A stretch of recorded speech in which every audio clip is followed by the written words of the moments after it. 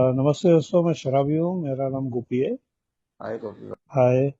परमेश्वर की कृपा, आप जैसे दोस्तों का सहयोग और ये 12 कदम और मेरे फैमिली मेंबर, इस वजह से मैंने शराब का पहला जहरीला घूंट नहीं लिया है और जिंदगी बहुत बढ़िया चल रही है, सुंदर चल रही है। दोस्तों, जो टॉपिक दिया है ग्रैटिट्यूड, कृतज्ञता, दोस्तों बहुत सारी लंबी चौड़ी लिस्ट है, क्योंकि काफी 32 साल का तजुर्बा है। देखा जाए तो हर दिन कृतज्ञ भरा है। लेकिन सबसे पहले तो मेरे फैमिली मेंबर, जिन्होंने मेरा अल्कोहलिज्म देखा, सहा, और उसके बाद में वो सबके बावजूद मेरा इलाज करते रहे। मुझे मेरी शराब बंद हो इसकी फिक्र करते रहे, और मेरे वजह से उनको जो परेशानियां झेलनी पड़ी, और उसके बावजूद भी वो लोगों ने मेरा साथ कभी छोड़ा नहीं, और समय समय पर मुझे हॉस्पिटल ले जाना, डॉक्टरों के पास ले जाना, ये करना, रिहैब्स में लेके जाना, कहीं बाबा के पास जाना। मतलब मुझसे ज्यादा तो मेरे परिवार के लोग मेरे बारे में ये कर रहे थे। तो मैं मेरे परिवार का तहे दिल से शुक्रगुजार हूँ। और मेरे लिए आज शुक्रगुजार का मतलब सिर्फ ऐसा नहीं है कि धन्यवाद बोल दिया, थैंक यू बोल दिया और हो गया। तो मेरे स्पॉन्सर मुझे बोलते थे कि कृतज्ञता में जीना चाहिए, ग्रैटिट्यूड में जीना चाहिए, और जिन लोगों ने तुम्हारे लिए कुछ किया है उनका एहसान कभी भी जिंदगी में नहीं भूल। वो बातें ध्यान में रखनी चाहिए। और दोस्तों, फिर मुझे एक रिहैब में भेजा गया था, और उस रिहैब से अब परसों ही, जब 4 तारीख को मेरा प्रॉपर डे था, तो मैं बता रहा था। नॉर्मली मैं ये सब बताता नहीं, मेरा ज्यादातर फोकस रिकवरी पे ही रहता है, लेकिन ग्रेटिट्यूड के टाइम पे वो मुझे बताना पड़ा। तो वहाँ के डॉक्टर ने मुझे कंपलसरी ए को भेजा और मुझे बोला कि आपको जाना पड़ेगा। और मैं तो मना कर रहा था, क्योंकि मैं सोच रहा था कि क्या रहेगा ना, बातचीत करके क्या ऐसा क्या इशारा बढ़ती है। तो मैं जाना चालू किया वहां पर, और मैं अलग उद्देश्य से जा रहा था, अलग कारण से जा रहा था कि रिहैब से बाहर घूमने को मिलेगा, इस वजह से जा रहा था।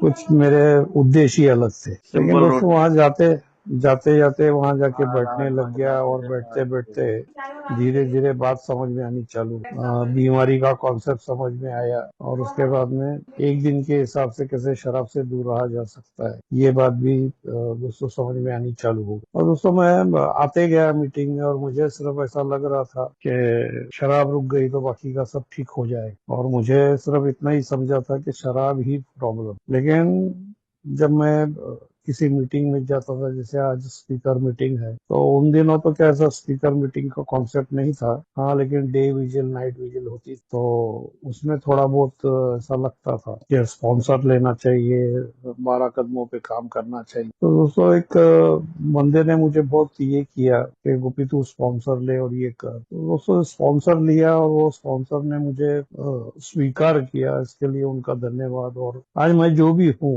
वो स्पॉन्सर की बदौलत हूँ, वो डॉक्टर की बदौलत हूँ, मेरे फैमिली मेंबर के बदौलत, और आप सभी दोस्तों के बदौलत हूँ। क्योंकि मैं नहीं कर सकता, नहीं, अकेला अपने बलबूते पे मैं नहीं सुधर। और मैं ये भी बता रहा था उस दिन कि डॉक्टर बॉब बिल्डब्ल्यू, ये दोनों ने अगर इस फेलोशिप के बारे में सोचा नहीं रहता था, और ये मैसेज आगे कैरी नहीं किया रहता, तो शायद अल्कोहलिक्स अनोनिमस की स्थापना ही नहीं होती। तो वो जो भी शुरू के मेंबर थे, पहले 2, फिर 10, फिर 100, और फिर उसके बाद में धीरे धीरे जिसे बढ़ते गए, तो वो सभी के प्रति मेरा शुक्रगुजार है। क्योंकि आज भी ऐसी बहुत सारी जगह है जहाँ पर शराबी लोग है, लेकिन उन तक ये नहीं पहुंची। और बाद में मैं दोस्तों, जैसे हम जानते हैं कि सभी के पहला किताब हमारा दिल्ली में आया, और उसके बाद में फिर बॉम्बे से उसकी शुरुआत हुई, एरिक डी। और मैं नसीब वाला हूँ कि वो एरिक डी को मैं मिला।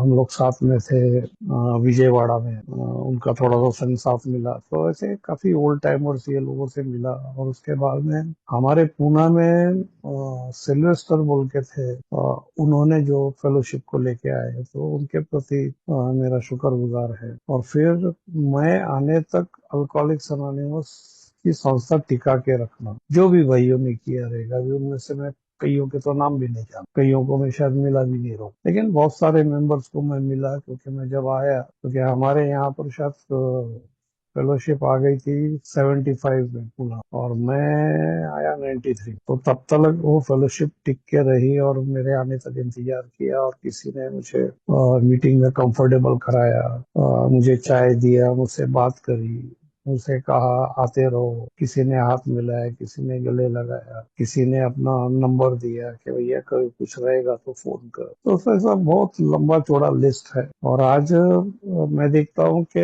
जब भी मुझे सेवा का मौका मिलता है, जैसे अभी मैं ये शेयरिंग कर रहा हूँ, ये आउट ऑफ ग्रेटिट्यूड है।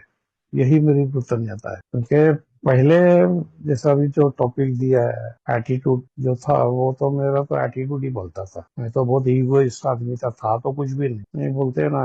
मेरा हाइट अगर 5.5 फुट का है तो मेरा ईगो 11 फुट का रहता है, अपने से गुना जाता। तो ऐसी मानसिकता के साथ आया था दोस्तों। तो आज दोस्तों वो सब में से मैं बाहर निकल के और 12 कदमों पे काम करके, और मेरे आज बहुत सारे स्पॉन्सर्स हैं जो लोग मुझे फिर से 12 कदमों पर काम करने का मौका देते हैं। तो मैं उनका भी शुक्रगुजार हूँ। मैं हर हर एक मेंबर का शुक्रगुजार हूँ। तो मेरे मन में वही भाव रहता है। और मैंने कहीं तो भी पढ़ा है कि वो थोड़ा शायद मेरे ख्याल से दूसरे फेलोशिप का है, लेकिन वो अच्छी बात है।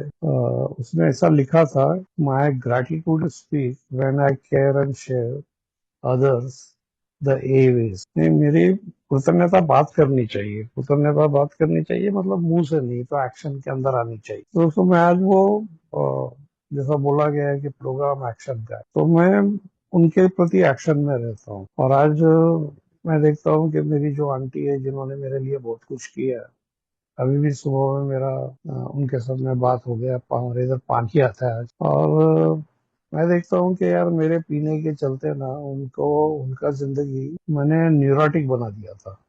वो मानसिक दृष्टि से बेचारे बीमार हो, और कई ऐसे लोग हो चुके थे। नहीं तो जब मैं अपने ऊपर 12 कदमों को लेकर अपने ऊपर काम करता हूँ, अपने आप को बदलने का प्रयास करता हूँ, और जब वो लोग मेरे साथ में कंफर्टेबल हो, क्योंकि कोई भी चीज देखो जब टूट जाती है तो फिर उसको जोड़ के वापस से वैसे नहीं, और समझो जुड़ भी गई तो भी वो निशान तो रह ही जाता है। क्या है, मैं नुकसान भरपाई कर करके भी क्या कर सकता हूँ, मैं कितना करूंगा।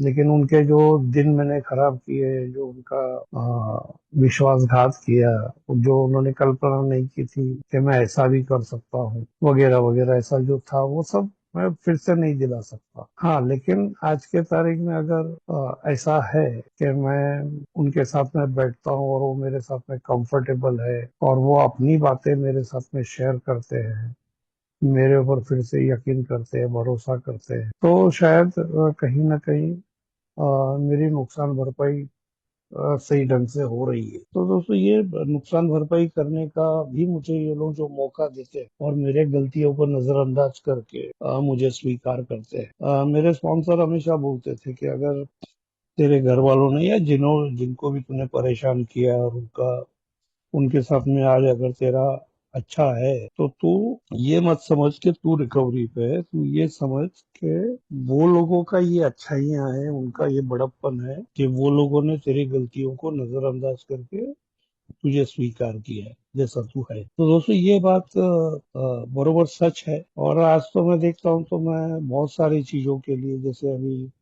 सुब्रत भाई शेयर कर रहे थे कि जब मैं सुबह उठता हूँ तो भगवान का शुक्रिया अदा करता हूँ कि तूने और एक नया दिन दिया मुझे। और फिर मैं याद करता हूँ कि यार आज जब मैं उठा तो आज सुबह में हैंगओवर नहीं था, सुबह फ्रेश, और भगवान ने फिर और एक दिन दिया है। तो क्या एक चीज शराबी की जिंदगी में नहीं थी ना, जब शराबीपन चालू रहता है तो शराबी चुनाव नहीं कर पाता है, उसके पास कोई चॉइस नहीं रहता है। वो उठा है और हैंगओवर है, तो इसका मतलब है कि वो जाके पीने वाला है। तो आज वो हैंगओवर नहीं है, और आज वो ऑब्सेशन नहीं है। नहीं, ऐसी बहुत सारी चीजें आज नेचुरली नींद आती है। और कई बार तो मैं कितनी बार मरते मरते बचा हूं, और मैं कैसे बच गया, क्या हुआ, मैं बोल नहीं सकता। आज बहुत सारी ऐसी चीजें हैं कि जिसका एक्सप्लेनेशन मैं नहीं कर सकता। नहीं कि ये कारण की वजह से शायद मैं बचा रहूं। तो ऐसी बहुत सारी अनगिनत बातों के लिए मेरे स्पॉन्सर बोलते थे कि तू नहीं समझ पाया तो ठीक है, बाल की खाल मत निकाल, लेकिन तू शुक्रिया अदा। तो दोस्तों आज मैं हर चीज का शुक्रिया अदा करता हूँ। सुबह उठता हूँ और सुबह बैठ के थोड़ा सा मेडिटेशन करता हूँ और ये जानने की कोशिश करता हूँ कि परमेश्वर मुझसे, दोस्तों वो जानने की कोशिश करता हूँ कि ईश्वर की इच्छा मेरे लिए क्या है। और मैंने अपने लिए ऐसा बना के रखा है कि ईश्वर की मेरे लिए इच्छा क्या है। ईश्वर चाहता है कि मैं खुश रहूं, और दोस्तों मैं अगर खुश रहूंगा तो मुझे खुश देख के सामने वाला भी शायद मुझसे बात करने का मन करे। अगर समझो मेरा चेहरा गुस्से में है, मैं नाराजगी में, और मेरे चेहरा पे एकदम मातम छाया हुआ है, तो कोई मुझसे बात भी नहीं करना चाहे। तो ऊपर वाले की इच्छा है कि मैं खुश रहूं, और ऊपर वाला चाहता है कि मैं द्विधा मनस्थिति में, मेरे सामने क्लियरिटी होनी चाहिए। जैसे आज मीटिंग जाना है कि नहीं जाना ही है बॉस, इसमें कोई दो राय है ही नहीं। आज ऑफिस जाना है तो जाना है, ये काम करना है तो करना है, और ये नहीं करना है मीन्स नहीं करना है। ऐसा जो है पहले करूँ कि नहीं, ऐसा जो था, तो ऐसी बहुत सारी बातें नहीं। और फिर ऊपर वाला चाहता है कि मैं जो कुछ भी करूं वो जिम्मेदारी, क्योंकि शराबी का बड़ा प्रॉब्लम रहता है कि वो जिम्मेदारी से भागता है। तो मुझे हर जगह की मेरी जिम्मेदारी समझ कर मेरे खुद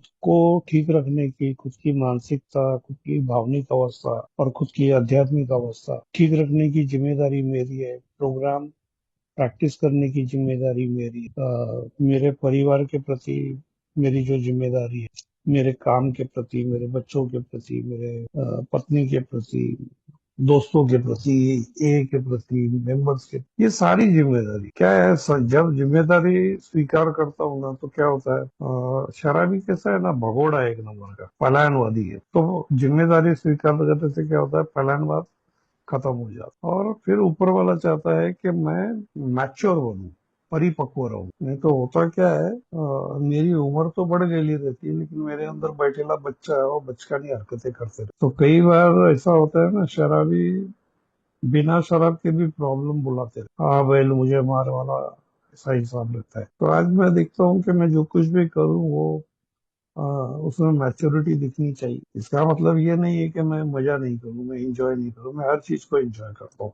लाइक जैसे अभी मैं शेयरिंग कर रहा हूँ, मैं इंजॉय, मैं अकेला अपने बेडरूम में बैठा हूँ, आप सब लोग सुन रहे हैं और मैं बोलते जा रहा हूँ, मैं मजा कर रहा हूँ। तो मेरे लिए एंजॉय की डेफिनेशन भी बदल गई। तो दोस्तों बहुत ऐसा है जिनके प्रति मैं शुक्रगुजार हूँ, और वो मैं डेली बेसिस पे करने की कोशिश करता हूँ। मैं आज के दिन में ये सोचता हूँ कि मेरा दिनचर्या मैं तय बनाता हूँ कि मैं सुबह इतने बजे उठूंगा, थोड़ा सा जाके वर्कआउट करूंगा, थोड़ा मेडिटेशन करूंगा, थोड़ा कुछ किताबें पढ़ूंगा। और मैं ये सब पहले चीजें टालता था, मेरे अंदर वो कल करेंगे, परसों करेंगे, ऐसा करेंगे, वैसा करेंगे, ये जो एक गंदा स्वभाव था, उसके ऊपर काम करके मैं अपने आप को एक दिन के हिसाब से जिंदगी जीने के लिए ये करता हूँ। और मैं दिन भर ये सोचता हूँ कि आज मैं किन लोगों से मिलूंगा, आज मेरे क्या काम है, और वो सब करने में परमेश्वर को मैं बोलता हूँ कि तेरा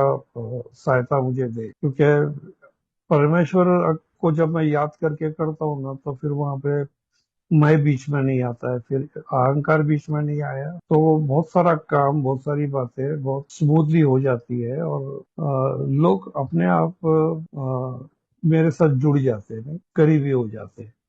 और आज मैं देखता हूँ कि जब मैं नया आया था, तो मेरा इतना लोगों से नाराजगी था, इतने लोगों पे मेरा खुन्नस था कि पूछो। आज मैं देखता हूँ कि मेरा किसी के साथ कोई झगड़ा नहीं है, किसी के साथ कुछ संघर्ष नहीं है। इसका मतलब ऐसा नहीं है कि सभी लोग मुझे ठीक ठाक लगते हैं। हाँ, कुछ लोग मुझे, उनकी बातें या उनका बर्ताव मुझे पसंद नहीं आता है, तो ठीक है। मैं जैसा ये ने मुझे सिखाया है कि उनके तरफ जरा ऐसा देख के वो तेरे से भी ज्यादा बीमार है। तो दोस्तों ये जो छोटे मोटे जो टूल्स दिए हैं आप लोगों ने, तो इनका जब मैं इस्तेमाल करता हूँ मेरे रोजमर्रा की जिंदगी, तो जिंदगी बहुत आसान हो जाती है। नहीं तो ये ने मुझे सिखाया है कि जिंदगी कैसे आसान करना, और मेरी बीमारी क्या करती है या मैं क्या करता हूँ, तो अपनी जिंदगी को बहुत कॉम्प्लिकेटेड बना देता हूँ, कठिन बना। तो जब मैं इन 12 कदमों का इस्तेमाल करता हूँ तब मेरी जिंदगी में बहुत अच्छा हो। मुझे याद है कि जब मैं 5-6 साल के लिए सोबर था तो मैं बहुत सवाल करता था। मैं मेरे स्पॉन्सर को जाके एक दिन सवाल किया, मैं बोला 12 कदम हो जाए फिर क्या करना चाहिए। तो मैं ऐसा समझ रहा था कि 12 कदम हो गया, जैसे 12वीं पास हो गया, जैसा कोर्स हो गया तो खत्म हो जाएगा मामला। तो मेरे स्पॉन्सर ने बहुत सुंदर तरीके से मुझे समझाया था। उन्होंने मुझे कहा था कि गुप्ती, जैसे वो हारमोनियम बजाते हैं ना, जैसे 7 सुर रहते हैं, सारे गामा पाधा नी सा, 12 कदम उसी प्रकार। जब आप वो एक साथ में बजाते हो तो थोड़ा सा बेसुरा लगता है, लेकिन जब तुम उसको बीच बीच में बजाते हो तो उसी में से धुन तैयार है। मतलब अगर देखा जाए तो आज जितने भी गाने हैं, जो गाने कंपोज होते हैं वो शायद इसी से मुझे इसके बारे में इतना नॉलेज नहीं है, लेकिन मैं बोल रहा हूँ, मैं ऐसा समझता हूँ कि गाने इसी तरीके से कंपोज होते हैं और फिर वो धुन सुनाई देती है नहीं, और वो धुन कानों को, गुनगुनाने को, और जब आप गुनगुना रहे हो तो दूसरों को भी अच्छा लगता है। तो ये जो 12 कदम है ना, ये 12 कदम मेरे जिंदगी में एक मधुरता ला, और ये मधुरता भरा जीवन जब मैं जीता हूँ तो मेरे आसपास के एक अलग तरीके की हवा रहती है, एक अलग तरीके का एक वातावरण, और उस वातावरण के साथ में मैं जहाँ भी जाऊंगा तो वो वहाँ का वातावरण अच्छा हो जाता है नहीं। जैसे मैंने मैं जब छोटा था तब मैंने एक पिक्चर देखी थी, जितेंद्र की पिक्चर थी, और पिक्चर का नाम था बनफूल, और उसके अंदर वो एक गाना है, मैं जहाँ चला जाऊं बाहर चली आए, महक जाए राहों की दूरी मैं बन, नहीं, मैं जहाँ जाता हूँ वहाँ क्या लेके जाता, मैं बीमारी लेके जाता हूँ या रिकवरी, और ये मेरी जिम्मेदारी है। तो दोस्तों मैं प्रयास करता हूँ आजकल, एक दिन के हिसाब से ही मुझे करना है, 1 डे 24 घंटे के अंदर जो बताया गया है, और वो मैं करने का प्रयास करता हूँ। तो जो अपने को बोला गया है कि ये का जो कार्यक्रम है वो आकर्षित करने का है, अपनी बढ़ाई करने का है। तो दोस्तों आज मैं देखता हूँ कि बहुत सारे लोग मेरे से बात करना पसंद करते हैं, बहुत सारे लोग मेरे से मिलने आते हैं, बहुत सारे लोगों के साथ में आज मेरा दोस्ताना का माहौल है। आज के तारीख में मेरे पास ऐसा नहीं है कोई जिनके प्रति मेरी नाराज, और ये सारी बातें कैसे हुई, ये क्या मैंने अकेले ने की तो नहीं है दोस्त, ये आप जैसे दोस्तों के सहयोग से हुई है, प्रोग्राम के वजह से हुई है, परमेश्वर के वजह से हुई है, और मुझे बहुत सारे लोगों के सहयोग की वजह से। तो मेरा रोम रोम नहीं, क्या इन सारी चीजों के लिए शुक्र हूँ। मैं देखता हूँ कि मेरे साथ एक हमारे ये के दोस्त है, काफी सालों से वो इस फील्ड में काम करते हैं, और उन्होंने वो 12 कदम प्रैक्टिस की है। तो आज से करीबन बहुत साल पहले हम कहीं तो गए थे एक साथ में, और हम एक होटल में रुके थे और हमारा चेकआउट हो रहा था, तो हम बाहर निकल के आए, मैं निकल के आया, वो मुझे बोले, अरे गोपी जरा रुक, मैं आता हूँ। तो बोला क्या हो गया, कुछ भूल गए क्या, मैं ले आता हूँ। तो बोले नहीं ऐसे, तो वो जा रहे थे तो मैं भी उनके पीछे गया, मैं जाके तकिया वकिया उठा के देखने लगा, तो बोले अरे मैं वो नहीं कर रहा हूँ, मैं जिस बेड पे मैं सोया था मैं उसको शुक्रिया अदा करने आया हूँ, क्योंकि इस बेड ने मुझे रात को अच्छे से नींद दी। तो दोस्तों आज मैं देखता हूँ कि मैं भी वो चीज को अपनाने लगा हूँ कि जब मैं बिस्तर से उठता हूँ तो बिस्तर को शुक्रिया अदा करना, अगर ठंड का मौसम है और कंबल ने मुझे ठंड से बचाया है तो कंबल का शुक्रिया अदा करना, अगर मैं गाड़ी पे जा रहा हूँ और गाड़ी ने मुझे सही सलामत मुझे जहाँ जाना था उस मंजिल तक पहुंचा दिया तो उसका शुक्रिया अदा। ऐसी बहुत सारी चीजें, अगर मैं खाना खाता हूँ और मेरा पेट भर जाता है और मैं तृप्त होता हूँ तो खाने का शुक्रिया। ऐसी बहुत लंबी चौड़ी लिस्ट है, और मैं तो यहाँ हमारे इधर बोल के रखता हूँ, और इवन मैंने भी बना के रखी थी, अभी अभी नहीं है मेरे पास, लेकिन जब मैं नया था तब मैंने बना के रखी थी मेरी ग्रैटिट्यूड लिस्ट। अभी तो क्या मुझे सब याद ही आता है, क्योंकि मुझे ग्रैटिट्यूड में ही रहना है, नहीं क्योंकि मुझे ये बात मालूम है कि मैं अकेला कुछ भी नहीं, कहीं पे मुझे फैमिली की भी जरूरत है और उनके सहयोग से ही होगा, ये की भी जरूरत है वहाँ भी सहयोग से ही होगा, परमेश्वर की जरूरत है क्योंकि वहाँ भी सहयोग से होगा, दोस्तों की भी जरूरत है वहाँ भी सहयोग लगेगा, काम की जगह पे भी सहयोग लगेगा, समाज में भी सहयोग लगेगा। तो मैं जहाँ जाऊंगा वहाँ मुझे सहयोग की जरूरत है। मैं और वैसे भी आज मैं करने की तो जरूरत ही नहीं है, क्योंकि अब वो मेरे में का मैं पूरी तरह से निकलने का प्रयास मैं करने की कोशिश करते रहता हूँ। क्योंकि देखो, जब मैं ग्रैटिट्यूड में रहता हूँ, कृतज्ञता में रहता हूँ, तो मैं आता नहीं है, ईगो आता नहीं है। हाँ, लेकिन जब मैं इसमें नहीं रहता हूँ तो जाहिर सी बात है कि मैं ईगो में जाने वाला हूँ और हर चीज को श्रेय मैं अपने आप को देने वाला हूँ। फिर मैं बोलने वाला हूँ कि मैंने ये किया, मैंने वो किया। तो मैं नहीं कर सकता कुछ। मैं तो मर चुका था, मुझे जीवन दान मिला, और उसी के साथ साथ इतनी लंबे समय की सोबरिटी में बहुत कम लोगों को नसीब होता है। क्योंकि मैं देखता हूँ कि काफी मेंबर बेचारे थोड़े से देरी से ये में जो आते हैं, तो उनका 25 साल तक पहुंचना, 30 साल तक पहुंचना भी मुश्किल हो जाता है। नहीं, ऐसे काफी लोगों को मैंने देखा है जो एज ऑफ 50, 55, 40 के बाद में आए। और फिर कई लोग तो बेचारे कई बीमारियों से पीड़ित। और मुझे तो भगवान ने पहले तो शराबीपन में से बचाया, वहाँ जो एक्सीडेंट हुए थे उसमें तो बचाया ही बचाया, लेकिन उसी के साथ साथ मेरे बाकी के जो दूसरे प्रॉब्लम थे, मैं एकदम चेन स्मोकर था। मतलब अभी भी स्मोक करता हूँ, ऐसा नहीं कि नहीं। मेरे को एक हार्ट अटैक आके गया, तब बचाया गया। और उसके बाद में फिर एक ब्रेन में ब्लॉकेज आया, रिकवरी में कई बार एक्सीडेंट हुए। अभी भी कई बार मैं चंद्रपुर, नागपुर ये साइड में, गोंदिया ये साइड में आते रहता हूँ। तो वो समृद्धि एक्सप्रेस पे जो गाड़ी चलती है काफी स्पीड में चलती है, काफी टाइम मेरा बाहर ट्रैवलिंग में जाता है। और देखो कितना है, हम कितना भी सेफ गाड़ी चलाए, कितना भी सुरक्षित गाड़ी चलाए, तो रास्ते का किसी और का कोई भरोसा नहीं रहता है। नहीं, कुछ भी हो सकता है। तो ऐसी बहुत सारी बातें। तो मेरे जैसे शराबी के लिए इस तरीके की सोच रखना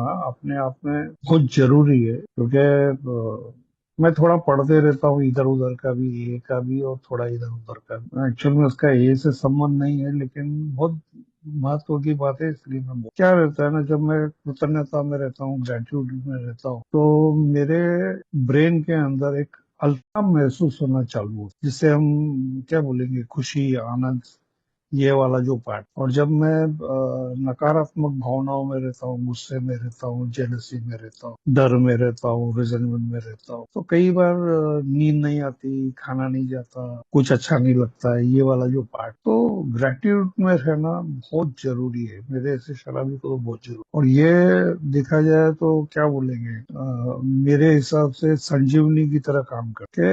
सिर्फ ये देख भैया, तेरे जीवन में किन किन लोगों ने और क्या क्या किया है, और ये जो तेरे अंदर में का मैं जो पना है उसको निकाल दे। वो मैं पने को तो जिंदगी के डिक्शनरी से डिलीट ही मारना चाहिए पूरी तरह। तो कोशिश करता हूँ मैं दोस्तों, लेकिन फिर भी जैसे बोलते हैं कि बीमारी परमानेंट है, और कभी ना कभी वो अपना सर उठाने के चांसेस है। लेकिन मैं कितनी लगन से, कितनी ईमानदारी से अपने ऊपर काम कर रहा हूँ। अगर मैं ठीक ठीक तरीके से काम करता हूँ तो बीमारी परमानेंट रहते हुए, साथ ही साथ चलते हुए भी वो मेरा कुछ बिगाड़ नहीं सकती। क्योंकि जो मुझे अल्कोहलिक्स अनोनिमस ने जो आध्यात्मिक औजार दिया है, ये उसका काउंटर करते हैं। और मुझे सेफ रखते हैं। जैसा बोलते हैं ना कि रास्ते पे चलते टाइम पे हेलमेट पहनना चाहिए, उस सुरक्षा के हिसाब से ठीक है। कार में जाते टाइम पे सीट बेल्ट पहनो, तुम्हारे लिए ठीक है। उसी तरीके से मेरे लिए सेफ्टी का काम करते हैं ये जो 12 कदम है। और उसमें से जो आज जो मुझे टॉपिक दिया है, ये बहुत पावरफुल टूल है मेरे लिए, तो बहुत पावरफुल टूल है। क्योंकि मैं बहुत सारे लोगों को यही सजेशन देते रहता हूँ कि तुम ग्रैटिट्यूड में रहो। और मैं और एक चीज देखता हूँ, और एक चीज करता हूँ, जब मैं सुबह मेडिटेशन करता हूँ तो मैं देखता हूँ, उसी के अंदर मैं ये बात देखता हूँ कि किसी को मैंने दुखाया तो नहीं, किसी को। क्योंकि जब मैं रोज रात को बैठ के मेरा इन्वेंटरी लेता हूँ, बहुत से टाइम पे वही समझ में आ जाता है, लेकिन कभी कभी छूट गया, कुछ रह गया, तो मैं उसके बारे में विचार करता हूँ। और फिर दूसरे दिन मैं सुबह में ही मन बना लेता हूँ कि नहीं, वो व्यक्ति मिलेगा तो उसको जाके बोलूंगा कि कल मेरे हाथ से ऐसा हो गया, वैसा हो गया। तो कई बार ऐसा रिस्पॉन्स मिलता है कि लोग बोलते हैं, अरे नहीं, हमको तो याद ही नहीं कुछ ऐसा हुआ। बात छोटी सी रहती है, लेकिन वो भी देखते हैं कि यार ये इतना बारीकी से सोचता है। तो मेरे को बोलता है, तू, कोई बोलता है मेरे को, तो यार बहुत ज्यादा सीरियसली सोचता है ना। मैं सीरियसली नहीं सोचता हूँ। मैं जिस फेलोशिप को जाता हूँ, उस फेलोशिप में हमें ये बताया गया कि तुम्हारा आत्म परीक्षण लेते रहो। तो कई मेरे ऐसे नॉन अल्कोहलिक जो दोस्त है वो काफी प्रभावित होते हैं ये सारी चीज। तो बोलते यार तू कैसा था नहीं एक जमाने में और आज देख कैसा हो गया है। हमारे लिए तो तू एकदम चमत्कार है। हाँ सच में चमत्कार ही है ये।